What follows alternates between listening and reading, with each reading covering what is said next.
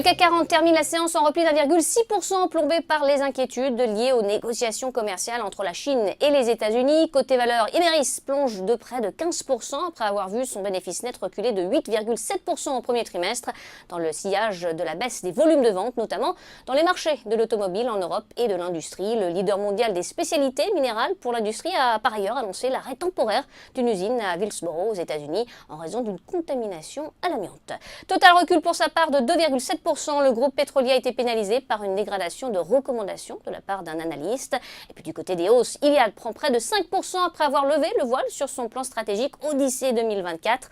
L'opérateur télécom vise notamment 30 millions de prises raccordables à la fibre et compte recenser 4,5 millions d'abonnés à la fibre en 2024 en France. Enfin, des résultats solides pour Alstom sur son exercice 2018-2019. Le groupe industriel a enregistré un bénéfice net en hausse de 87% à 681 millions d'euros.